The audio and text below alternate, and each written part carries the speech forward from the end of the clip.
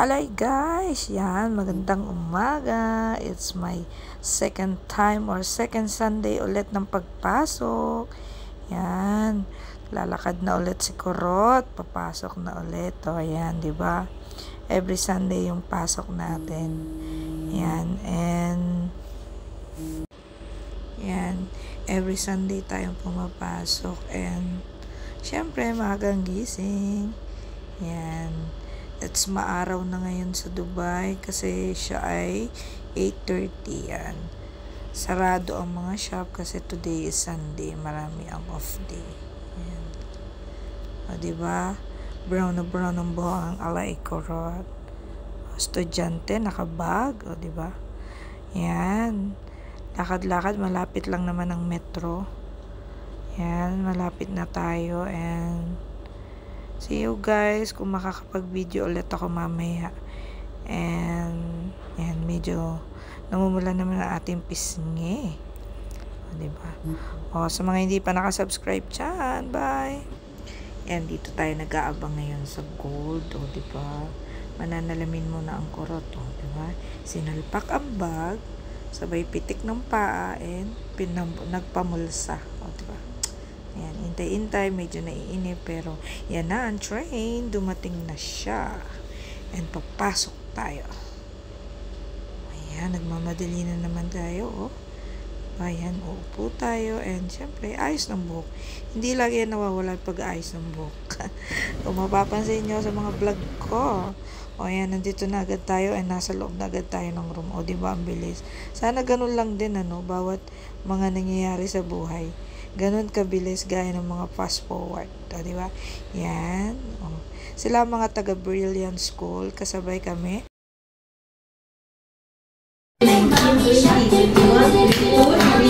And guys, may actual. Hindi pa nakakadali si Kurot. Sir, 2. Then proceed again. 1,000. No pulse, no breathing.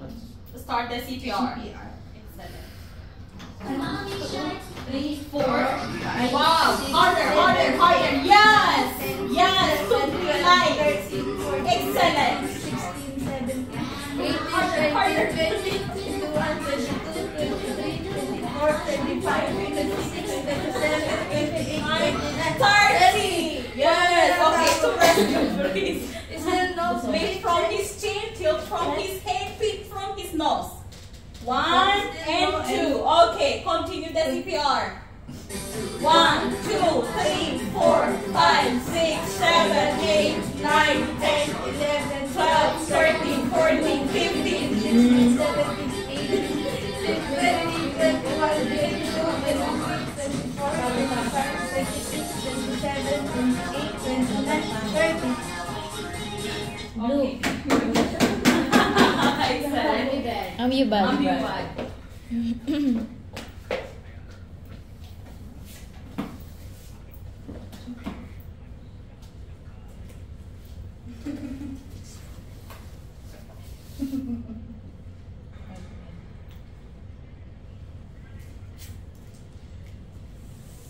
Lift also, lift. Taas mo yung ano, chin. Iangat mo yung ano niya. Iangat mo tapos yung matigas ang Yes. Ayun. Matigas, be. Idiin mo, yan. 1, then 2. Wow! Okay, the last. Number 3. Yan guys, natapos na kami sa individual ngayon na may groupings. And napatapat uli ang inyong alay Kurot sa pagsi-CPR. Bali magpapalitan kami. Ito yung group na sama-sama naming i-rescue yung pasyente. May magsi-CPR, may mag-EAD, or mag-check ng breath, or ng mouth to mouth ventilation, yan. And dito namin mapuprove kung kaya ba namin i-survive yung pasyente. And syempre, gaya nga ng sabi ko sa inyo, bilang sa aming mga nagtitraining or baguhan, talagang nandun yung kaba, parang takot na hindi pa namin alam kung ano talaga ba dapat sunod-sunod na gawin or kahit sa pagsi-CPR. Minsan pag napabilis, hindi rin tama. Pag napabagal, hindi rin. Nandun siya sa part na dapat normal lang. And sa akin, na-experience ko sa pag-press ko, parang mas maano kong bilisan kaya lang mali. Tapos mas ano ko namang idahan-dahan kaso mali rin. Pero nung bandang huli na timingan and nakita naman ni Ma'am Sean, then okay daw siya. Kaya mas okay yung mga inile-lecture na actual. Kasi parang mas lalo mong maiintindihan. Unlike na nakikinig ka lang, nagte-take note ka. Pero kung may actual mo, dun mo ito pala yun. Unlike na pinakinggan mo lang o sinulat mo. Alam niyo yung pag-aaral ng caregiver or ng nursing assistant, talagang napaka-ano niya, ang ganda. May encourage talaga kayo na hindi lang yung natutunan mo sa pag-aral o lecture yung mapapasayo, kundi yung actual. Ilagay mo lagi sa isip mo na eto yun, totoo tong mga scenes na to, tong pangyayari na to. Parang nandun yung kailangan talaga alerto ka. And sabi ko nga, mga bago lang kaya nandyan pa yung kaba or hindi pa maintindihan kung paano ang gagawin. O yan, ang alay kurot nyo na ngayon na magsi-CPR.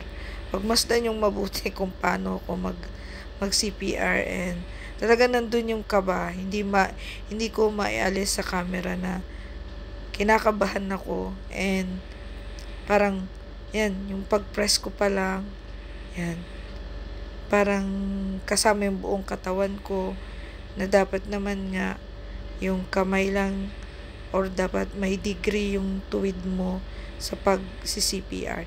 Kasi buhay yan na and dapat hindi tinatanggal ang kamay. Pero dahil nga ang inyong alay kurot, laging nakahawak sa buhok yan, tuloy. Ako yung nakapansin niya na mali pala yun. And yan, sige lang. Medyo natagalan tayo dyan kasi nakailang time na tumama yung pag-CPR ko kaya hindi pa ako napalitan ulit. Pero 3 kami dyan naghalinhinan. Yan. And mali dapat yun. Hindi dapat tinatanggal yung kamay after mag 30 counts ng CPR. Dapat continue siya. O yan. O diba may natutunan ng inyong alay kurot. Kaya nakakatuwa kasi may maa-adapt ka talagang knowledge. Especially yung nagtuturo sa'yo. Ang galing ni Ma'am Sean. Kaya naman recommended talaga ang Alrisala Consultants Training. Guys, mag-apply, mag-enroll na kayo. Talaga napaka-supportive nila sa lahat ng bagay. Although na nakatapos na kayo sa kanila, may repairing sila kung saan kayo training or OJT, and ma-amaze talaga kayo the way nilang turo sa mga estudyante. Yan, naghalinhinan na kami and yan, napagod tayo dyan. Kaya parang medyo na ano yung likod ko kasi syempre, gaya nga nasabi ko sa inyo, nandun yung kaba.